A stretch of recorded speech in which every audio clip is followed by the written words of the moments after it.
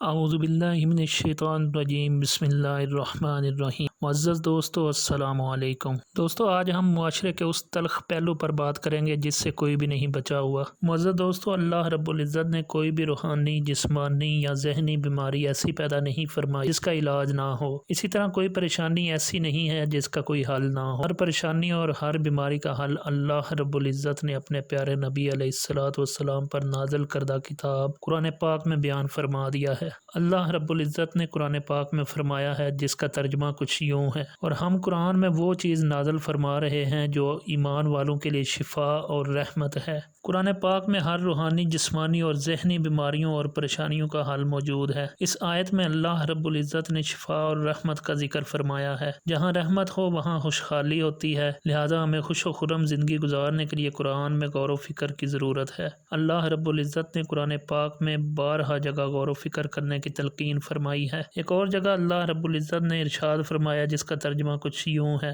تو کیا تم دھیان نہیں کرتے؟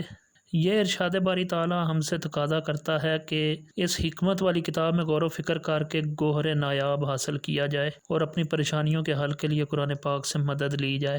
آج کے دور میں ہر شخص مختلف گھریلو پریشانیوں اور مسائل میں گھرا ہوا ہے۔ کوئی کاروبار سے پریشان ہے تو کوئی اولاد کی نافرمانی کی وجہ سے پریشان ہے۔ اسی طرح پریشانی کی ایک اور بڑی وجہ میاں بیوی کا آپس میں لڑائی جھگڑا رہنا ہے، جس سے گھر کا ماحول خراب ہو جاتا ہے، جو کہ بے برکتی کا سبب بنتا ہے۔ گھر میں لڑائی جھگڑے کی وجہ سے بچوں کی تربیت بھی متاثر ہوتی ہے اور بچے مختلف قسم کے ذہنی اور نفسیاتی مسائل کا شکار ہو جاتے ہیں، جس سے ان کی پڑھائی میں توجہ نہیں رہتی، جس کی وجہ سے بچوں کا مستقبل تباہ ہو جاتا ہے۔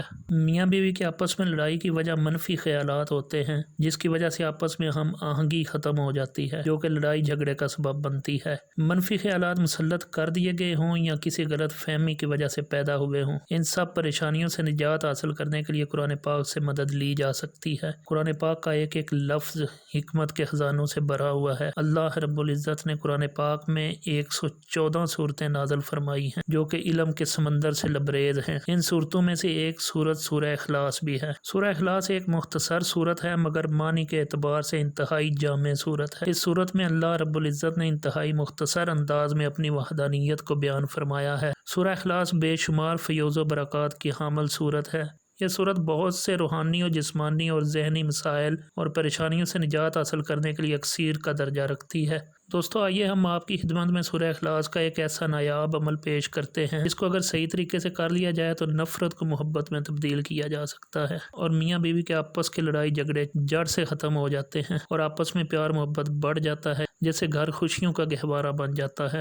اس عمل کو آزمائیں اور اللہ رب العزت کے پاک کلام کا مشاہدہ فرمائیں۔ دوستو جس نے بھی عمل کرنا ہو، مثلا شوہر بیوی کے لیے یا بیوی شوہر کے لیے کرنا چاہے، تو سب سے پہلے مطلوبہ شخص کے نام کے اعداد معلوم کرے اور ان اعداد کے مطابق سورہ اخلاص کا ورد بسم اللہ سمیت بھرپور تصور کے ساتھ مسلسل 7 دن تک کرے۔ ورد کرتے وقت کوئی میٹھی چیز پاس رکھ لیں اور ورد ختم ہونے کے بعد اس پر روزانہ دم کر دیا کریں۔ 7 دن ورد کرنے کے بعد اس میٹھی چیز کو مطلوبہ شخص کو 3 دن تک کھلائیں۔ انشاءاللہ عز و جل 3 دن میں سخت ترین دل کے انسان میں بھی آپ کے لیے نرمی اور محبت کا جذبہ پیدا ہو جائے گا اور مطلوبہ شخص آپ کا تابع اور فرما بردار ہو جائے گا۔ اس عمل کے ساتھ اگر مطلوبہ شخص کے اعداد ملا کر سورہ اخلاص کا نقش تیار کر کے استعمال کیا جائے تو اثر 1000 گنا زیادہ ہو جائے گا اور مقصد میں کامیابی یقینی ہو جائے گی انشاءاللہ عز و جل۔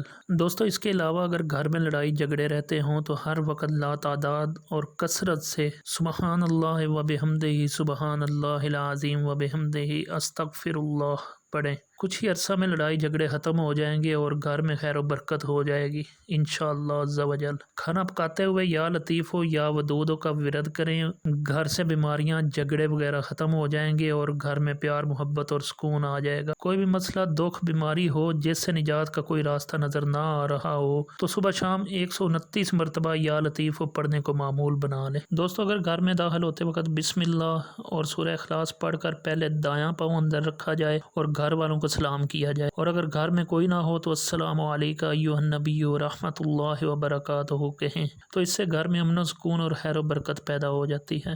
اسی طرح بے رحروی سے باز رکھنے کے لیے 40 दिन तक अव्वल व आखिर 11 मरतबा दरूद पाक और दरमियान में 360 बार या वदूद पढ़ कर दुआ करें। इस दौरान रोज़ाना 11 मरतबा सूरह फलक और सूरह नास पानी पर दम करके भी पिलाएं। दोस्तों इसी तरह किसी नशे या आशिकी मशूकी के आदि पर यह अमल पढ़ कर दम करें और पानी पर दम कर इसे उस पानी में मिला दें जिसे सब पीते हैं। अगर किसी का खामन अच्छा ना जानता हो तो 7 दिन तक लगातार अव्वल गुस्ल करे, फिर 2 रकत नमाज नफल पढ़े, फिर 3 मरतबा या अजीज़ु या अल्लाह पढ़े।